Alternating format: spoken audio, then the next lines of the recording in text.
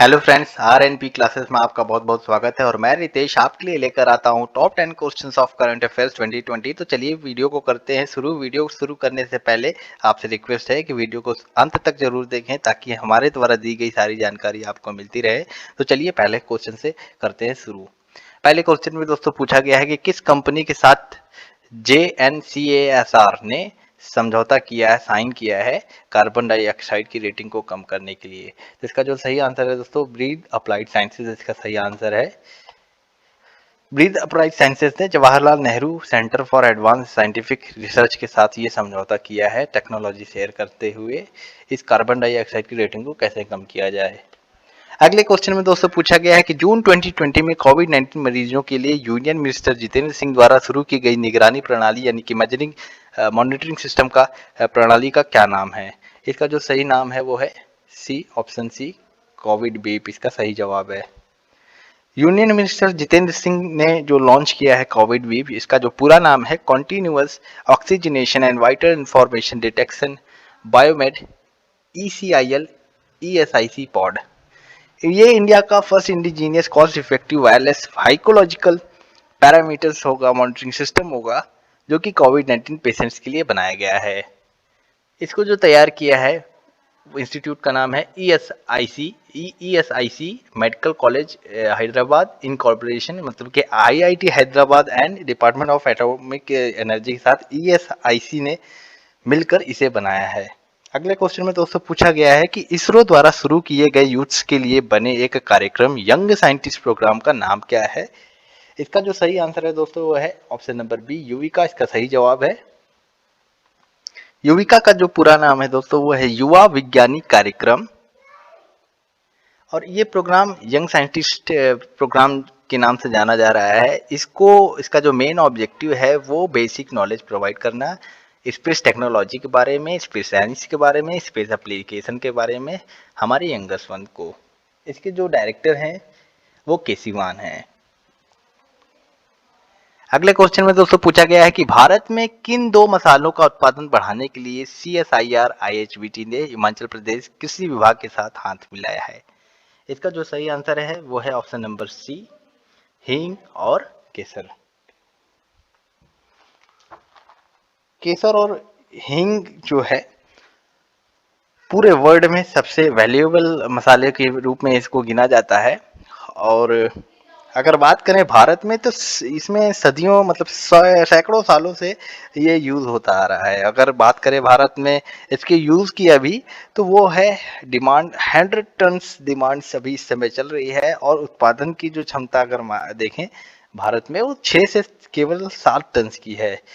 इतनी ज्यादा डिमांड और इतने कम मात्रा में उत्पादन के कारण इसको हर साल 1200 मैट्रिक टन के रूप में मंगाया जाता है इसका रॉ मटेरियल्स और इसका जो दाम पड़ता है लगभग रुपए 600 करोड़ रुपए पड़ता है। इसको जो इंपोर्ट किया जाता है वो अफगानिस्तान, ईरान और उज्बेकिस्तान से इंपोर्ट किया जाता है। इन्हीं वजहों को देखते हुए यहाँ पे भी प्रोडक्शन इसका बढ़ावा मिले, इन दोनों पर समझौते पर हस्ताक्षर किया गया है दोनों कंपनी द्वारा। अगले क्वेश्चन में दोस्तों पूछा गया है कि NCERT के साथ इनमें से किसने कक्षा 1 से 12 के लिए ई लर्निंग सामग्री के लिए सहमति पत्र पर डिजिटल रूप से हस्ताक्षर किए हैं। इसका जो सही आंसर है दोस्तों वो है option number D, rotary India इसका सही आंसर है। यूनियन मिनिस्टर हैं MHRD के, वो है मिस्टर रमेश पोखरियाल निशंक। उनकी मौजूदगी में NCERT और रोटरी इंडिया ने इसे डिजिटली रूप से इस समझौते पर साइन किया है ई लर्निंग मटेरियल को बाय एयर करने के लिए क्लास 1 से 12 के लिए, जो कि बनाया गया है NCERT के चैनल पे। अगले क्वेश्चन में दोस्तों पूछा गया है कि विश्व प्रत्यायन दिवस किस तारीख को मनाया जाता है। तो इसका जो सही आंसर है वो है ऑप्शन नंबर सी, 9 जून को मनाया जाता है। ये प्रत्यायन दिवस है वो हर साल 9 जून को मनाया जाता है ताकि व्यापार और अर्थव्यवस्था में इसकी भूमिका को बढ़ावा दिया जा सके। इसका जो अब की थीम था वो है प्रत्यायन खाद्य सुरक्षा में सुधार यानी कि एक्रेडिटेशन इम्प्रूविंग फूड सेफ्टी। ये जो डिसाइड किया गया है वो अंतरराष्ट्रीय प्रत्यायन फोरम और अंतरराष्ट्रीय प्रयोगशाला प्रत्यायन ILAC के द्वारा तय किया गया है।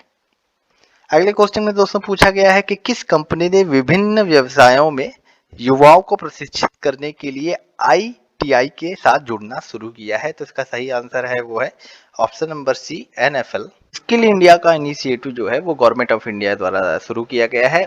उसके तहत एनएफएल ने इस बार जो टाई अप किया है वो इंडस्ट्रियल ट्रेनिंग इंस्टीट्यूट के साथ ये टाई अप कर रहे हैं टू ट्रेन द जो स्टूडेंट्स हैं उनको ट्रेनिंग देने का और उनको तैयार करने का वेरियस ट्रेड में उनकी एम्प्लॉयबिलिटी का जो चांसेस है उसको बढ़ावा देना मेन मकसद रहा है। अगले क्वेश्चन में दोस्तों पूछा गया है कि नाबार्ड के साथ मिलकर कितनी राशि का माइक्रो इरिगेशन फंड कॉर्पस बनाया गया है।